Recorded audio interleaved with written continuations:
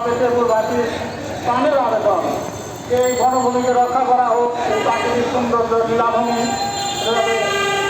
সৌন্দর্য রক্ষা করা। তারপরে আমাদের এই সংগ্রাম পরিষদ থেকে আমাদের এই রাজা এই সংগ্রাম পরিষদের সকল সদস্যকে আমি আন্তরিকভাবে মোবারকবাদ জানাচ্ছি। আজকে এই মানববন্ধন আয়োজন করার জন্য এই বলে আমার বক্তব্য শেষ করছি। ধন্যবাদ। এই পর্যায়ে বক্তব্য রাখার জন্য অনুরোধ জানাচ্ছি প্রাণীকুলকে রক্ষা করতে হবে এবং প্রাণীকুল থাকলেই আমরা মানুষ প্রাণগুলো চলে আসছে যে আমরা বন্য প্রাণীর আঘাতে আক্রান্ত হচ্ছি। বন্য প্রাণীর আঘাতে আক্রান্ত হচ্ছি কেন, এই বিষয়টা তদন্ত করা দরকার।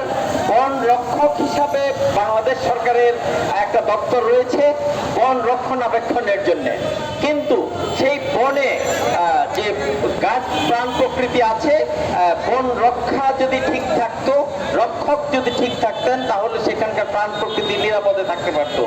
যখনই রক্ষণাবেক্ষণে ব্যত্যয় ঘটছে, তখনই সেই বন থেকে প্রাণীরা বেরিয়ে আসছে, আর সেই প্রাণীরা খাদ্যের অন্বেষণে লুকালয়ে চলে আসছে। আর সেই লুকালয়ে আসার কারণে যে মানুষ নষ্ট হচ্ছে, যে মানুষের জীবন যাচ্ছে, সেই জীবনের দায় কেউ গ্রহণ করছে না। আমরা বলতে চাই, প্রত্যেক প্রাণী কর্তৃক যে মানুষ নিহত হয়েছে, প্রত্যেকটা নিহত মানুষের দায়ভার নিতে হবে বন রক্ষকদের। বনের প্রাণহানির ঘটনায় তারা দায়িত্ব স্বীকার করবেন, কারণ তারা বনের ভিতরে প্রাণীকে বাহিরে আসতে বাধ্য করেছেন। কিভাবে বাধ্য করেছেন?